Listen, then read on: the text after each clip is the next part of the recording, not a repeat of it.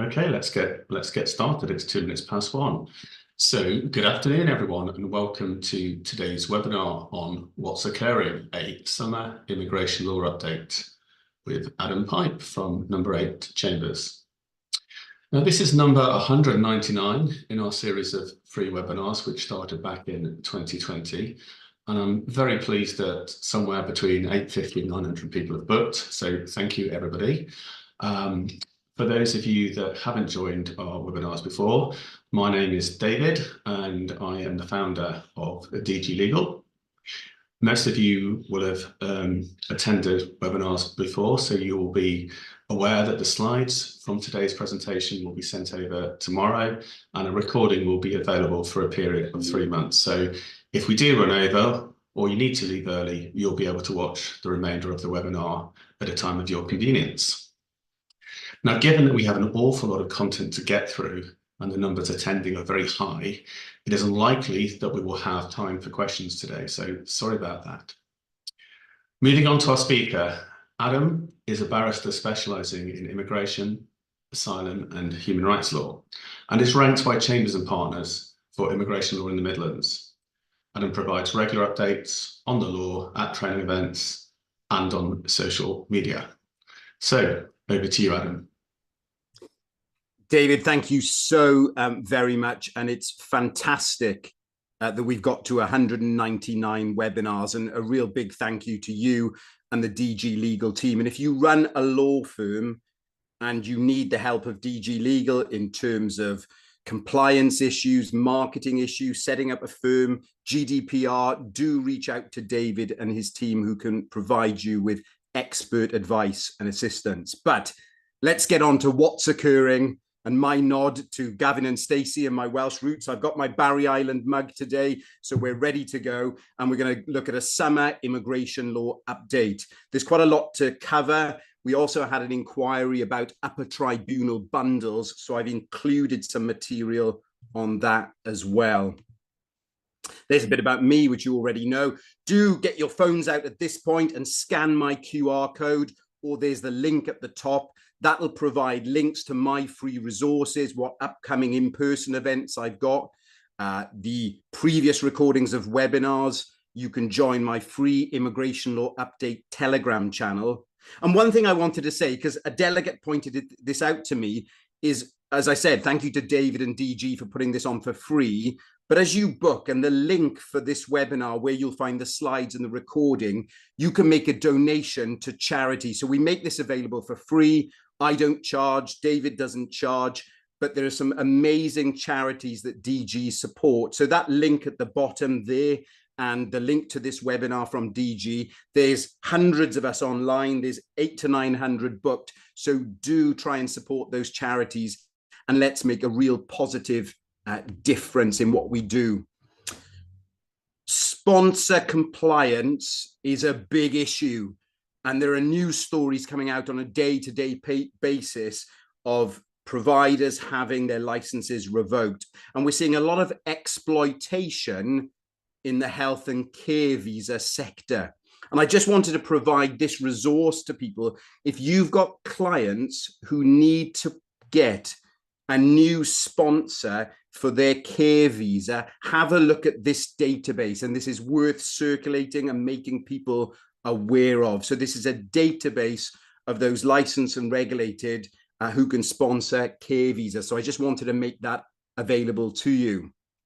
Now, recently I was in the upper tribunal and I was sat at the back waiting to get on, and a judge called one of the advocates forward and pointed out that their solicitors hadn't prepared a bundle in accordance with the new practice direction and guidance. He sent them away, put them to the back of the list, and instructed them to get their solicitors to do a bundle that morning. So I wanted to give you some guidance on upper tribunals bundles and avoiding the judge's wrath, or avoiding a wasted costs order. So you'll remember from last year, there was a practice direction that all documents now lodged in the upper tribunal, in statutory appeals and JR, need to be done using CE file. The feedback I get from representatives is CE file is not great to use and it's not a fantastic system, but that's what we're stuck with at the moment. Now, I presume all representatives on this webinar are registered for CE file. If you're not, that's your first on your to-do list at 2 p.m. when we finish today, is to make sure you're registered with CE file. There's a 50 megabyte limit on CE file, and there's some guidance there of the PDF format, unless it's a draft order and it needs to be in Word format. But remember, by lodging on CE file, that's to lodge it with the tribunal, that doesn't count as service on the Secretary of State. You still have to send the documents by email to the Secretary of State, and I'll provide you with those details in a minute. Here are the links and the guidance for CE file. So if you're having some problems with CE file or you've not registered, use these links. Now, the Upper Tribunal have provided some guidance on electronic bundles, and I think this will help even in the first tier as well to improve your bundle game. So let's get on top of the bundle game. So if you're lodging a case now in the Upper Tribunal or documents, either in a statutory appeal, which you'll have a UI number, or a JR number, you need to do it by CE file. And look at what I've highlighted in paragraph 6. A bundle which does not comply with the guidance is likely to be rejected by the tribunal. The tribunal might also consider using its powers under Rule 10, so wasted costs. There's a 50 megabyte limit. Now, we should be able to provide our bundles in single PDFs, not exceeding the 50 megabyte limit. And I'll give you some examples of how you do that in this guidance.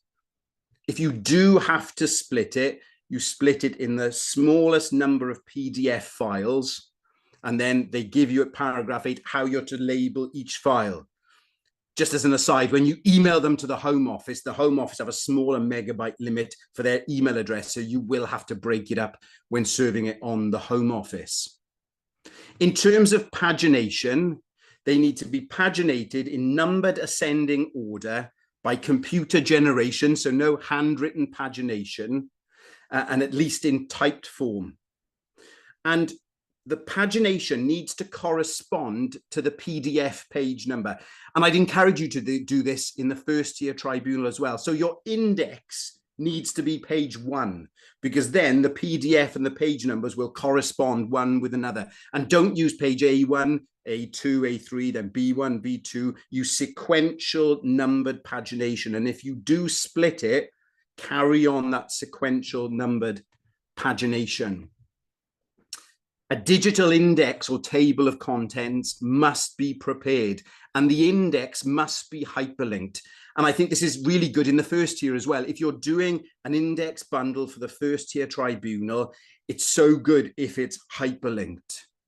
All significant documents and all section in bundles must be bookmarked for ease of navigation. So you've got both got a hyperlink and bookmark. Make sure, if you're a bit of a crusty old geezer, make sure you've got somebody in your office who's au fait with using the PDF bundle making software and can do this. Bundles got to be in a PDF format that can be accessed using Adobe PDF Export or PDF Exchange. You don't have to use those, but that's what the tribunal will use to make sure they can access. Default size of pages, 100%. Portrait orientation. And they must be text-based. Don't scan hard copies. They don't want you to do that. And all documents that have been scanned use optical character recognition, because that allows the documents to be searchable. And we said about getting one PDF under that limit, and you can do that by reducing the resolution to between 200 and 300 dpi, and also undertaking file optimization. Here is some further information and guidance on how you should name your file.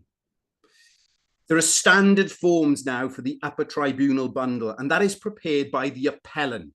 So if you win in the first tier tribunal, the Home Office seek permission to appeal and get it.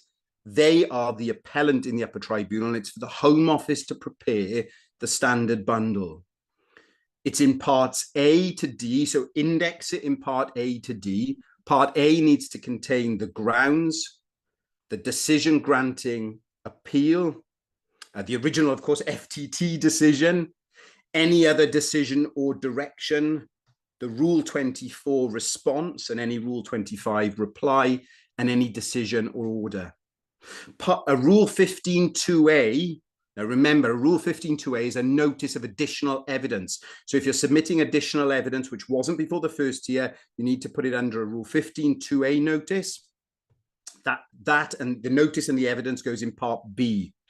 Part C is all documentary evidence relied upon by the appellant before the FTT, and Part D is all documentary evidence relied upon by the respondent before the first tier tribunal. There are also directions in terms of the timing for any skeleton argument and any request for an interpreter, and how a skeleton argument should look like in the upper tribunal. If after the error of law hearing, new evidence is obtained, you should incorporate that within the stitched bundle and then reserve the amended stitched composite upper tribunal bundle. I wanted to give you some really practical resources. I chatted to some solicitors about this, and a number of them recommend bundle docs. A few spoke really highly of Adobe Express. Now, the one advantage of Adobe Express is you can also create your social media marketing images. As a law firm, we need to be marketing ourselves to get clients on social media. As immigration lawyers, we want to do that by updating people and putting posts online. And Adobe Express is a wonderful way of doing that in an easy way and a relatively inexpensive way. Talking about inexpensive, there is the free I Love PDF tool. If you need to merge bundles or reduce PDF sizes and the like, I Love PDF is a good tool. In terms of serving the the Home Office, here is the email address. So remember, we lodge to the upper tribunal with CE file. We serve using the UT directions at homeoffice.gov.uk email address. I've done a longer YouTube video on that, so have a look at the YouTube video. Just as an aside, the senior president has done a practice direction on the giving of written reasons for decisions. As you'll know from the case law from last year, cases like LATA and TC, the tribunal are moving to issue-based determinations, and we're seeing shorter judgments. And the senior president has given guidance, and this might help you if you're perhaps drafting grounds of appeal, or if you're drafting a Rule 24 response. Where reasons are given, they must always be adequate, clear, appropriately concise, and focused on the principal controversial issues. And that's why it's so important. If you're doing an ASA, I see these days, I'm seeing a lot of sort of placeholder ASAs where solicitors are just bunging in a bundle in the first tier, which is the same as the stuff in the Home Office bundle, and doing an ASA, which doesn't really identify the principal issues. That's what you need to narrow down, set out what's been conceded, set out what the principal controversial issues, because then the judge will make short findings on those principal controversial issues. And to be adequate, the reasons for a judicial decision must explain to the parties why they've won and lost. And these can be short paragraphs effectively. So this is the guidance from the senior president. I think we'll see shorter determinations focusing on those principal controversial issues. Now let's have a look at an update on immigration rules and policy. And particularly, I want to spend some time on the long residence policy, because there have been some updated transitional provisions in terms of absences from the UK. But let's start with Appendix FM and the financial requirement under the partner route on or after the 11th of April. So as we know, it's gone up in that initial tranche to £29,000. I don't know what the new Labour government, if they will introduce the other proposed increases on the way to 38,700, or whether they'll just stick at the 29,000. So this is the new financial requirement, 29,000. The savings formula is the same. It's 16,000 plus 2.5 times the shortfall. Here's a bit of maths for you. You may have heard me do this before, but 16,000 plus 2.5 times the shortfall. If you earn nothing, it's 2.5 times 29,000, which is 72,500, plus the 16,000. So the maximum savings would be there, 88,500. Here are the transitional provisions. If you're already on the route prior, or the 5-year route prior to the 11th of April, or you applied before the 11th of April and that's subsequently granted, and you're now applying for further leave on the basis of the same partner, advise your clients not to switch partners, ELTRP 3.6. They're on the transitional provisions, which are 18,600 plus the child element, but ELTRP 3.8, that's capped at 29,000. So it's capped to the transitional provisions. Let's have a look at the Home Office policy guidance in terms of the minimum income requirement under Appendix FM. So the 29,000 is a flat rate. There is no additional child element. And as we said, there are transitional provisions in place. And obviously, if we don't meet the financial requirements, we're going to have to argue things like insurmountable obstacles, exceptional circumstances, and I've covered that in other training. Let's just step back for a moment before we rush in and think, oh, our client has to meet 29,000. Do they? Are they receiving one of the benefits, or the sponsors receiving one of the benefits, such that the adequacy of maintenance test applies? So don't forget to step back and check whether the new financial requirement applies. Here's the summary, and you might want to lift this, put this on your firm's website or in your marketing. So those applying, new applicants on or after the 11th of April, the flat rate of 29,000. Those who are already on the 5-year route or applied before the 11th of April and were granted are on the transitional provision, 18,600 plus your child component, capped at 29,000. Now, the third bullet point, don't get confused about this. For all those advisors who had a mad end of March, beginning of April, lodging all those applications under the old provisions, those applications were not capped. So you had to meet the child component, even if it was above 29,000. But there is a policy concession, which we'll come and look at. And fourthly, a child applying under Appendix FM must meet the same threshold as the parent they're applying to accompany or join, regardless of the date of the child's application. And here's a really helpful table. I took an image of this and I put this on my own social media, and you might want to do that so your clients can see what financial requirement applies to them. So again, here's the new financial requirement for new applicants, the 29,000. Here's the transitional provisions. So they've got a beyond the route, made their first application before the 11th of April. They were granted and applying for the same partner, as we've said. And that transitional is capped at 29,000. So here are what you'd have to meet on the transitional threshold. Those who applied before the 11th of April, their initial applications are not capped, as I've said. Ironically, once they get into the route, they will be capped. They'll be on the transitional provisions. But if the only reason your client would fail is they cannot meet a child requirement component that it takes it over 29,000, but you do earn 29,000, it should be referred to the family policy team. So just be aware of that policy. Again, as you'll see, because once you hit 4 children, you're above 29,600.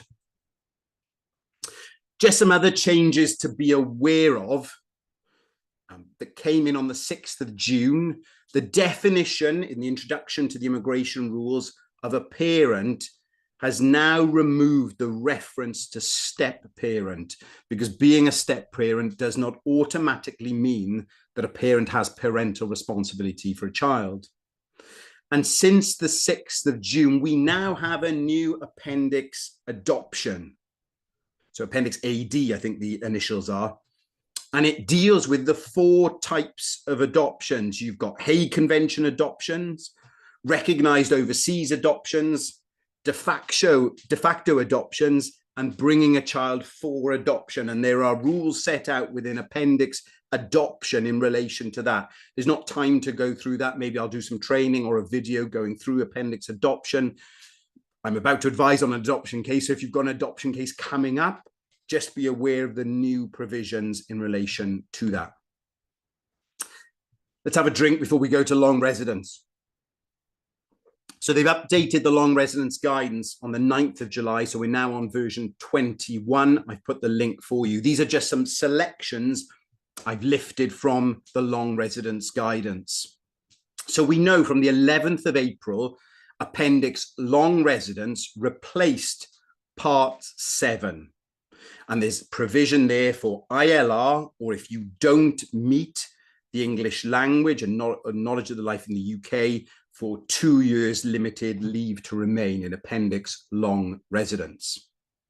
In order to meet it, you've got to meet it by 10 years lawful residence with one or a combination of the following: permission to stay in the United Kingdom, except doesn't include permission as a visitor, short-term student English language, or seasonal worker, or any of their predecessor routes. That wasn't clear initially, and there had to be subsequent changes last year to the immigration rules, but any of their predecessor routes are not counted. Or you've got to be exempt for the immigration control, or in the UK under the EEA regulations. Time spent on immigration bail, temporary admission or temporary release do not count towards the qualifying period for long residence. Now, no periods of overstaying, disregarded or otherwise, are included. Remember that case last year from the Supreme Court of Afzal? Talked about being a shield, not a sword. So disregarded periods protect you, but they don't positively count towards your 10 years. There's some guidance there also as to what coronavirus periods count as well. Time in the common travel area doesn't positively count. Now, if you're preparing an application under long residence, don't just have Appendix Long Residence open before you, also have Appendix Continuous Residence, because a lot of the requirements are set out within Appendix Continuous Residence. Look at the guidance. Para CR 6.1 of Appendix Continuous Residence sets out the continuous residence periods will be calculated by counting back from the relevant date. This means that an applicant cannot rely on a historic 10-year qualifying period outside the limits defined in CR 6.1. And there is that requirement that you've got to have leave on your current route for at least 12 months at the date of application, or have been exempt from immigration control within those 12 months. But that doesn't apply where your current permission was granted before the 11th of April 2024. So here are the continuous residence requirements. What periods will break continuity of residence? Well, time on immigration bail, temporary admission or temporary release breaks continuity. Permission as a visitor, short-term student, seasonal worker, or their predecessors also breaks continuity. Overstaying, which is not disregarded, breaks continuity. But disregarded overstaying doesn't break continuity. Remember, it doesn't positively count, but it doesn't break continuity. And time spent in the common travel area doesn't positively count, but doesn't break continuity. Now, this is the important bit, which a lot of people have latched on to about the transitional arrangements.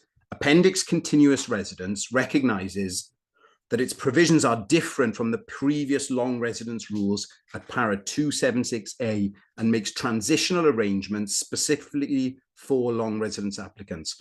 Excuse me. These transitional arrangements preserve the position that continuous residence will be broken if an applicant has been absent from the UK for more than 184 days at any one time, or for more than a total of 548 days overall, where that absence started before the 11th of April 2024. Now, I've set out also the provisions where you can be granted permission to stay rather than indefinite leave to remain when you've made an application for indefinite leave to remain under Appendix Long Residence. As I said, you've got to have open before you Appendix Continuous Residence. Now, here is the guidance. It's version 5, updated on the 9th of July, so hot off the press. here's the link for it. And I've put some images from that online today, in fact.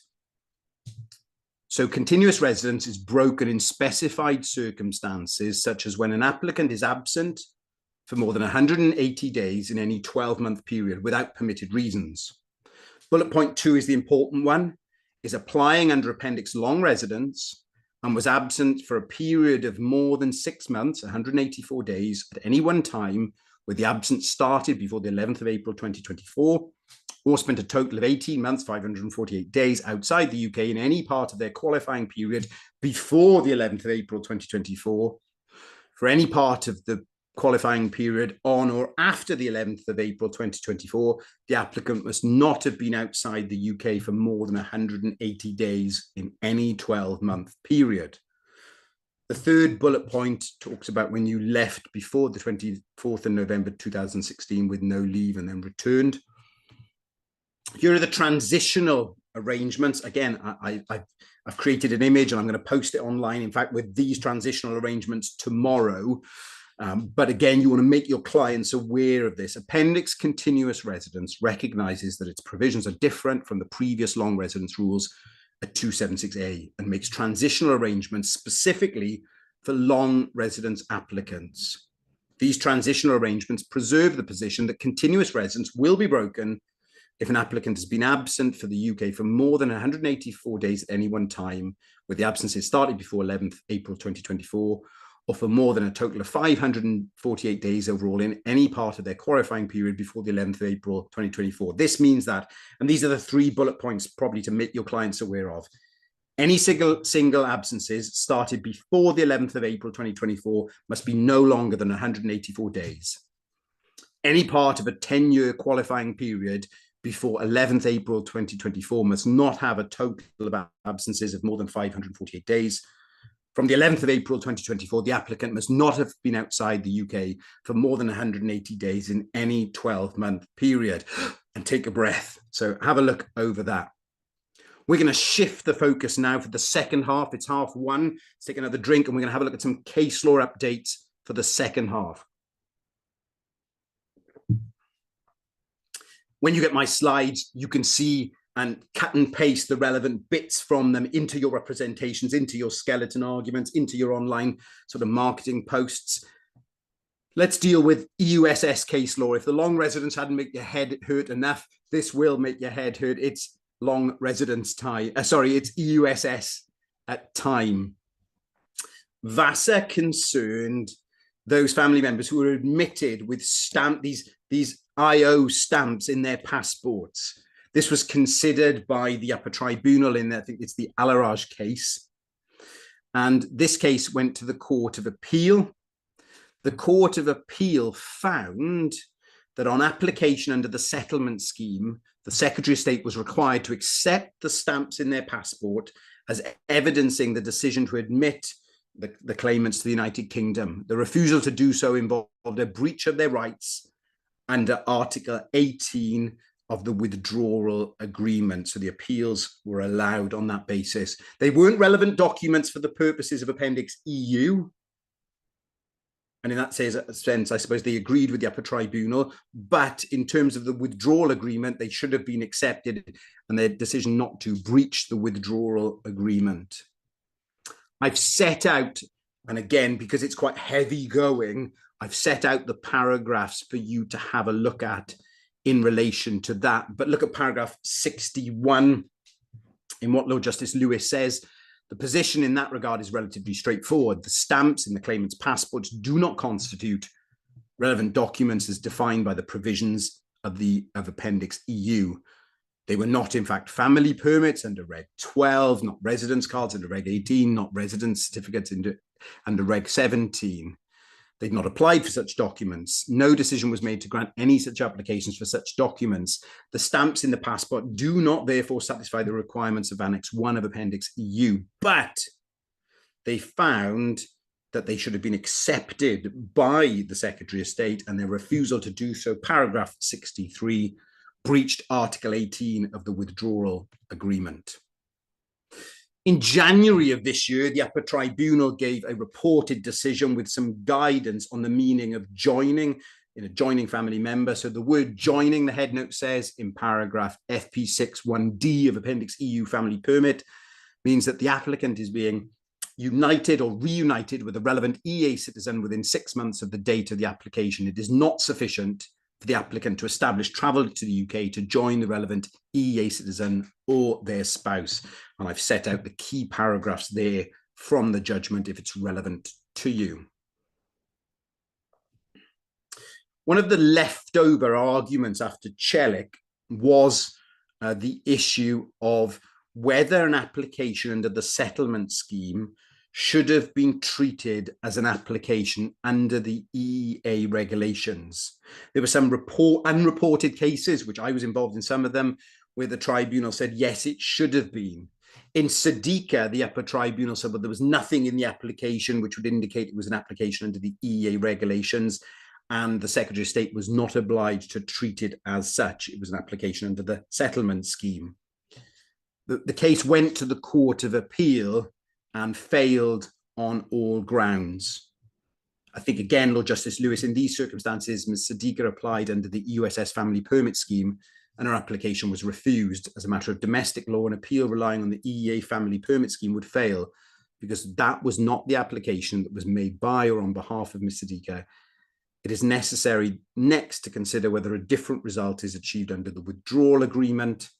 And he considers the different articles that were argued of the withdrawal agreement in terms of Article 10 and Article 18 and find that it did not breach the withdrawal agreement. So the case failed. Let's now look at the case of Rexage or Rexai. This was again a reported case of the upper tribunal that went to the Court of Appeal.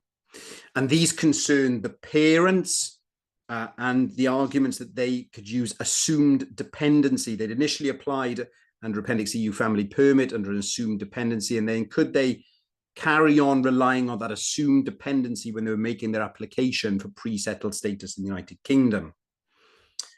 The upper tribunal found they could, and found a technical interpretation. They were technically admitted under the Appendix EU, and therefore they could rely on that and rely on the assumed dependency.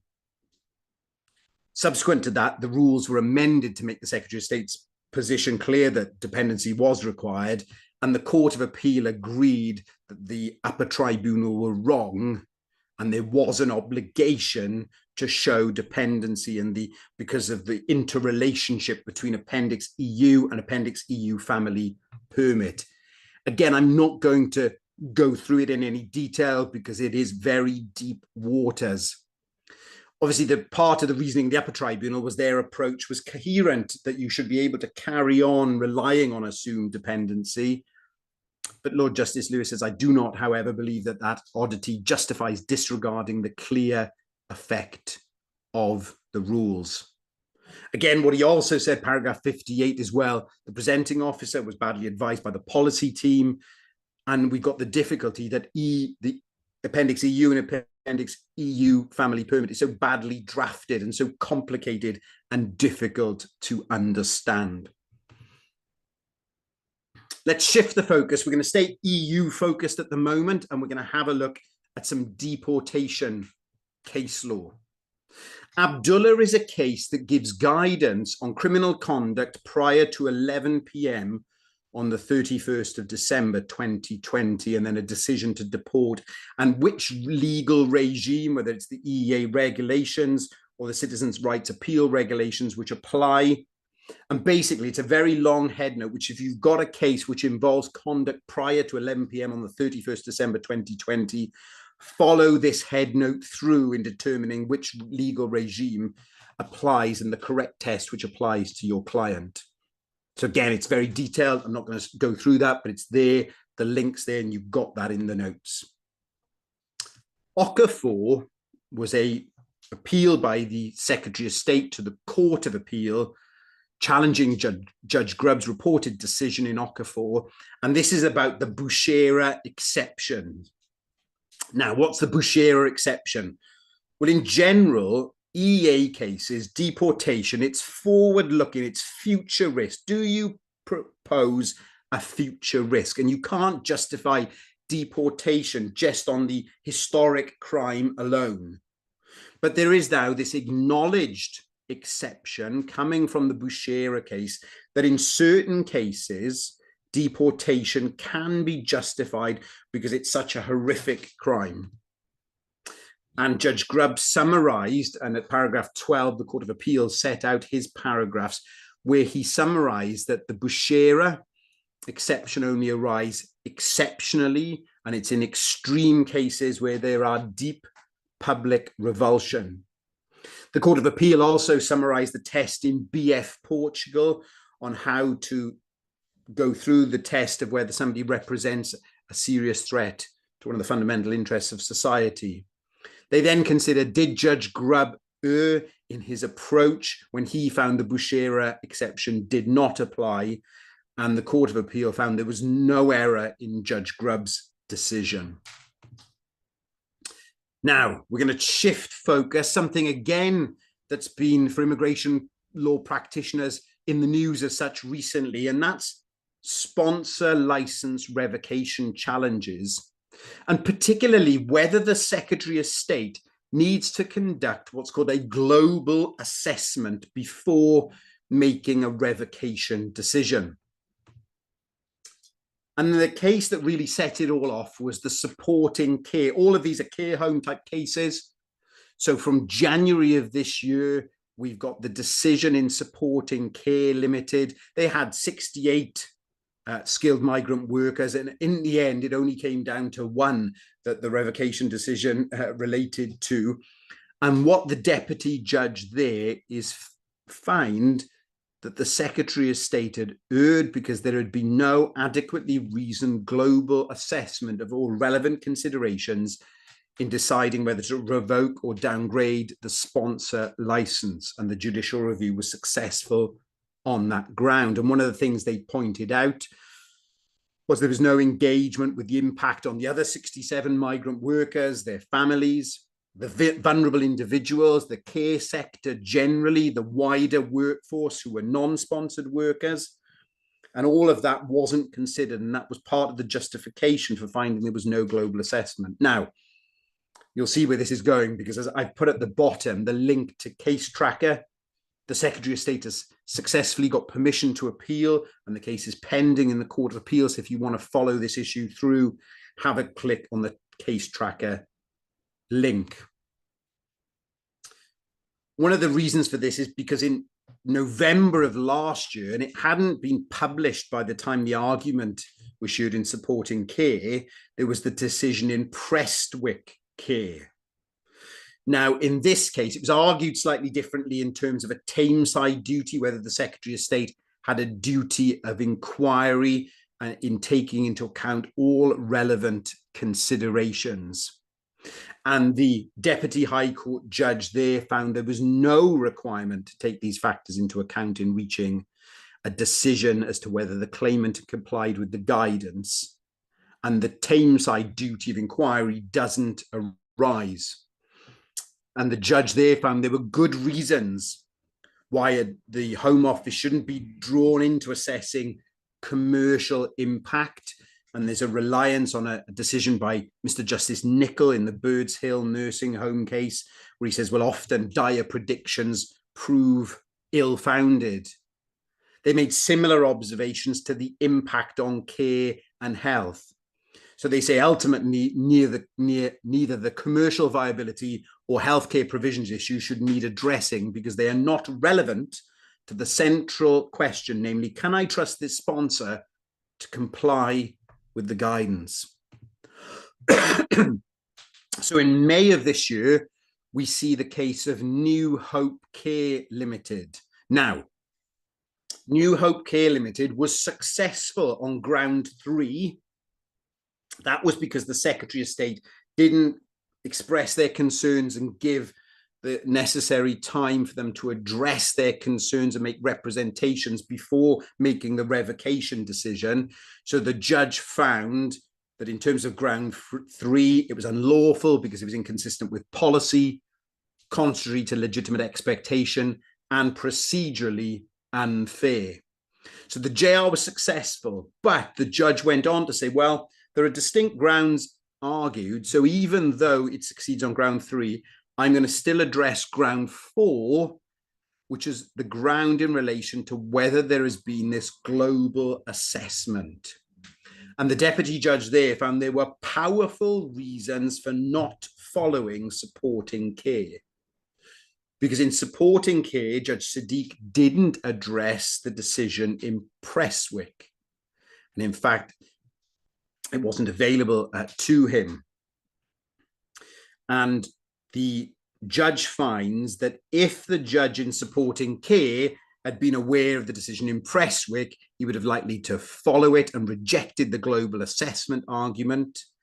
And the judge in New Hope agrees with the approach in Prestwick. Also, in supporting care, there was reference to Raj and Noel and New College London, which actually support the same approach as in Prestwick. And the judge also makes the observation that there is a difference between standing back and deciding whether revocation is proportionate to having to make a sort of proactive investigation of all the particular commercial impact of making a revocation decision. And the judge found that the global assessment was not required for the reasons set out in Prestwick, Raj and Noel, and New College London. And in any event, even if there was a global assessment, because of the nature of the breaches in New Hope, it likely would not have made a difference to the outcome. Finally, this matter has been put to bed for now in the One Trees Estates Limited case, where again a deputy judge of the administrative court finds that supporting care and Prestwick are conflicting authorities, but Prestwick should be followed. The judge there, I think it's Margaret Obi, notes that permission has been granted in supporting care to go to the Court of Appeal, as we've noted, and that she agrees with the approach and the submissions made by the Secretary of State that there was no need for a global assessment, and agrees with the approach in Prestwick, which was also followed in New Hope. And she addresses Section 31(2)A of the Senior Courts Act as to whether it is highly likely that the decision would be the same, because relief shouldn't be granted if that's the case. And she finds even if there was a global assessment, it would be highly likely that the Secretary of State would have come to the same conclusion. So standing back for a moment, there is at the moment the global assessment argument is dead. If you're going to challenge a revocation decision, you can't do it on that basis. Other grounds may be available, like in New Hope, where there hadn't been an opportunity to make the representations. What's really important is if you've got clients who hold sponsor licenses, you're ensuring as their legal advisor that they're complying with their duties and following the guidance, because if there is a serious breach, it will result in revocation, and it will be very difficult to challenge. Let's move on. There's been 2 recent cases on fairness in tribunal proceedings. And the first one is the case of HEMA. This was, well, I say the first one in my slides, it's actually the second one in time. This was the one that was successful. Lord Justice William Davis reviews the jurisprudence in terms of unfair hearings, Bubbles and Wine versus Lucia. He looks at Seraphin and Porter and McGill and says this: determining whether a hearing was unfair requires an objective assessment by the court of the conduct of the hearing. Fairness in judicial proceedings requires consideration, inter alia, of whether the judge was open-minded in the course of the hearing, whether the parties to the proceedings were treated in an even-handed manner, and whether the judge demonstrated partiality during the hearing. In the context of judicial interruptions or interventions during oral evidence, one issue will be whether that generated a risk of descent into the arena. All these matters are to be assessed not by whether it gave rise to an appearance of bias in the eyes of the fair-minded observer, but whether objectively it rendered the trial unfair. And obviously, he then goes in paragraph 12, whether it would have impacted the outcome of the case. Let's jump to the second judgment, which is that of Lord Justice Underhill, because it neatly summarises why the appeal was allowed in this case. Paragraph 59, Lord Justice Underhill says this: I agree that this appeal should be allowed for the reasons given by Lord Justice William Davis, and that the appellant's appeal should be remitted to the FTT for a hearing by a different judge.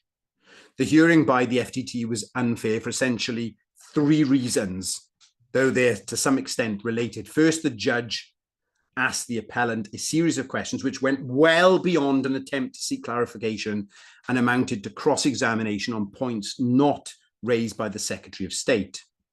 Secondly, he based his conclusion in part on a point which had not been raised with the appellant or his representative and was contrary to the previous findings of the FTT. Third, his criticisms of the representative not only were unfounded, but were expressed in inappropriate language, which evinced, to put it no higher, serious irritation and some personal animus. It is unnecessary to decide whether any one of these features by itself would have been enough to render the hearing unfair. Taking cumulatively, they certainly did.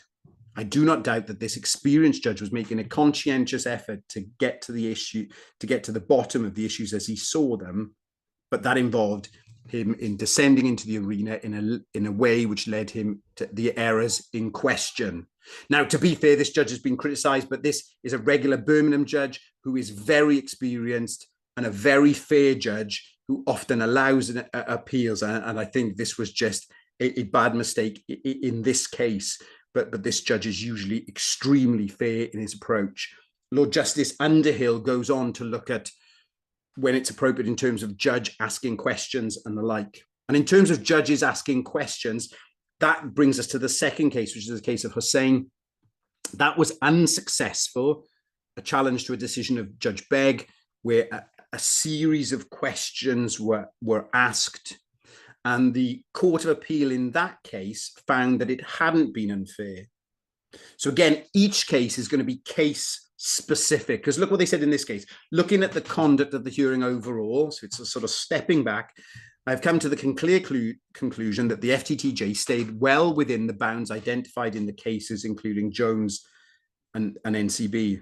Her conduct did not begin to impact on the course of the hearing in the manner which happened in that case or other similar cases. She did not, and he uses the various phrases, descend into the arena in the manner described by Mr. Biggs. She did not assume the robe of an advocate, and she did not pick up the baton on behalf of the Secretary of State and run with it. As referred to above, she did not interfere with the evidence in chief or the cross-examination, and it could not possibly be said that she took over the conduct of the case or acted as a second advocate on behalf of the Secretary of State. So the two cases, when you compare them side by side, there is different, even though there were a lot of questions in the second case, because there wasn't that descending into the arena, the Court of Appeal upheld the decision. If you are challenging a case on fairness, make sure you take a verbatim note of the questions asked, although we do have the benefit of being able to get the recordings these days. Object there and then, raise your concerns, which takes a bit of gumption, but you've got to do it. Raise your concerns with the judge appropriately. In terms of drafting grounds of appeal, it probably is appropriate then to get another advocate to draft the grounds of appeal. And you as the advocate may need to do a witness statement, possibly appending your hearing notes to accompany those grounds. In the 10 minutes left, let's have a look at some final case law. In terms of protection cases, a helpful case is FA Iran. It particularly concerns Iranian Kurds. It was originally teed up to report on the issue of whether there can be reliance on a case, a reported case, which wasn't available to the judge at the time of the hearing. But by the time of the appeal hearing, before the Court of Appeal, the Secretary of State conceded this issue. So the Secretary of State, belatedly recognizing that, then accepted that the upper tribunal had erred in law in taking into account the later country guidance case of XX in its decision that the FTT had not erred in law. So they shouldn't have taken into account XX in finding there was no error in the judge refusing the case, because XX wasn't about when the judge refused the case. XX is the case you need to be aware of if you've got a client who's been posting on Facebook and the like, whichever country they're from. They go through the guidance in the HB Kurds case, particularly subparagraph 7, where Kurds involved in Kurdish political groups or activity are at a real risk, and 9, even low-level political activity or activity that is perceived to be political could put somebody at risk. They accept what Ms. Patel said on behalf of the appellant, that paragraph 7 of the guidance is a standalone, and then you've got paragraph 9, which in any event is an evaluative exercise, and they find that there's a crucial gap in the judge's reasoning because it doesn't engage with what investigation of the Facebook account would show and how this would be perceived by the Iranian regime, who operate a hair trigger response.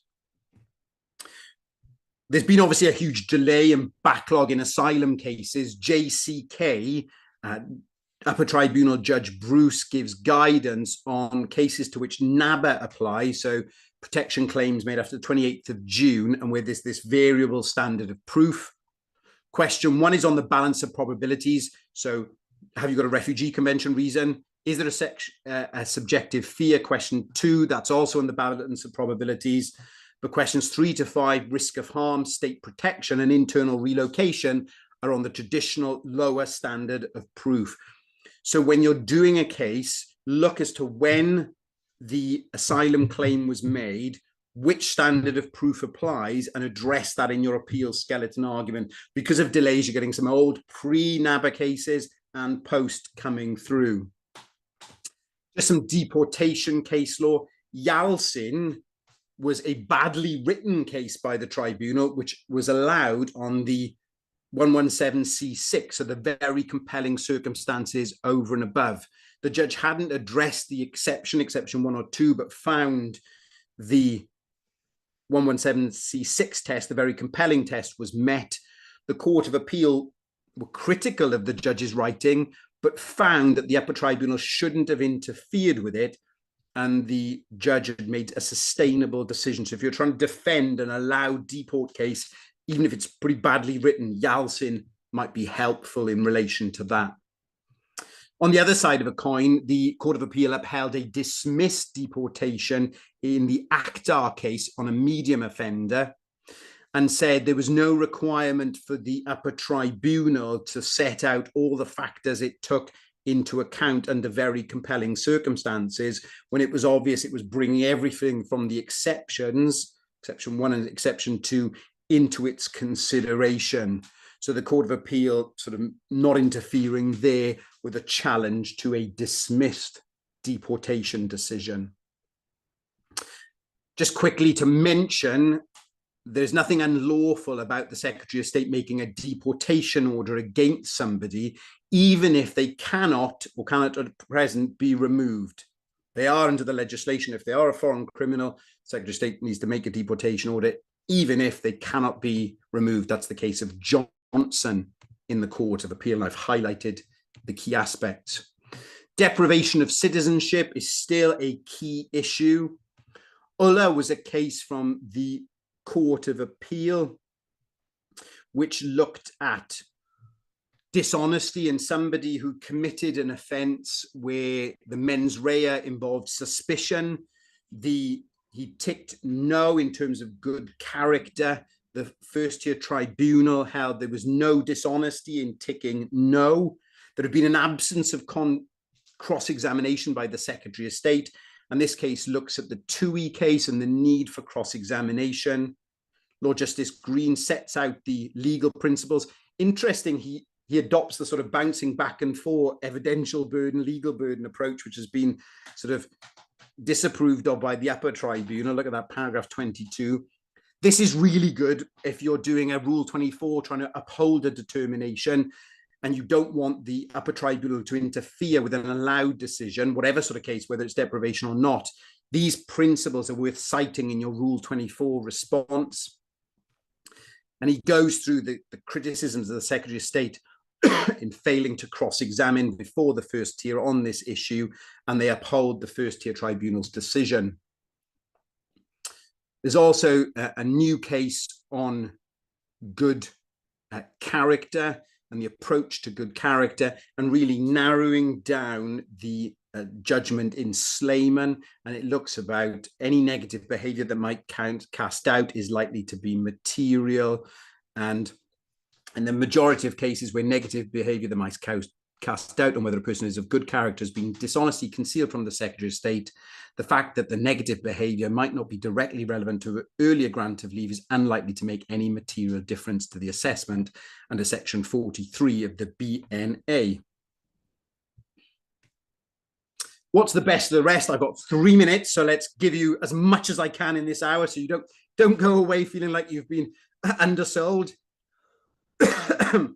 Nelson's a case about GPS tagging, one of the first challenges to GPS tagging. Been tagged for 18 months. For a significant period for the last 6 months, the GPS tag hadn't been working. The Secretary of State hadn't carried out their reviews, and they found that breached Article 8. Notwithstanding the previous findings, the tribunal held that the ongoing decision to require the applicant to wear a GPS tag was proportionate. There's the head note. Excuse me. If you're doing any challenges to GPS tagging, have a look at the case of ADL. I've set out the key summary here, but it's again a case about trail data, about reasons for decisions and reviews of tagging and the failure to properly consider representations. So if you're challenging electronic tagging, have a look at ADL. In terms of limbo, AM Belarus, upper tribunal overturned by the Supreme Court, found that it was proportionate to leave AM in limbo. Limbo was caused by him. There was a big public interest because the resources involved. The Supreme Court found there were errors by the upper tribunal. They hadn't properly taken into account factors, and held that it was proportionate to hold him in limbo. Melechi deals with late evidence and the tribunal being able to sanction late evidence and exclude it from consideration. It also deals with the Home Office withdrawing the decision before the first year and what is a good reason. And actually, because the Home Office evidence had been excluded, it was a good reason then for them to withdraw the decision to reconsider with that further evidence. Aola is interesting about previous considered matters and the new matter regime.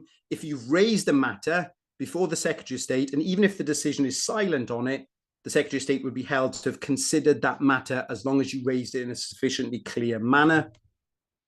Varkey and Joseph, really interesting about ETS, standard of proof, but also the use of hidden rooms and the different types of hidden rooms set out there in paragraph 4, direct substitution, remote control, dual monitor, and parallel testing. So if you've still got an ETS case, be aware of Varkey and Joseph. Azizi's about succinct credibility findings. That links back to what I said at the start with the senior president's practice direction. But a judge has got to deal with the controversial issues, and where there's lies being told, a judge has got to engage with the explanation for those lies, even in succinct cases. Roerig, well, the Court of Appeal upheld Mr. Justice Ayer's decision. I put here an extract from the PRCBC note for practitioners, but be aware that obviously we have from last year the British Nationality Regulation of Past Practice. And just finally, Ali, interesting case about private life and entry clearance, and somebody who previously had a right to remain had left the UK, couldn't get back because I think they'd lost their document. Judge Rhys Davis relied on Abbas to say private life wasn't engaged in entry clearance cases. The Court of Appeal found that that was a misinterpretation of Abbas, and the ratio of Abbas was the court held that Article 8 did not impose a positive obligation under the UK to admit a person who was outside the UK for the purpose of developing their private life. And the summary in SD Sri Lanka was wrong, where it said the right to respect for private life was not engaged in entry clearance cases. I've gone 1 minute over. Apologize for that. David, thank you very much for hosting us. There's the link to the free resources. I'm sorry there's not time for questions. Thank you so much to the hundreds of you who've joined us today. Over to you, David. Thank you. Well, thank you very much, Adam. That was amazing. And thank you to everyone for joining us. Adam has been one of our most loyal speakers. He does approximately 4 per year, and we are enormously grateful to Adam and his colleagues. Just as a reminder, the slides and a recording of the webinar will be sent over to you tomorrow.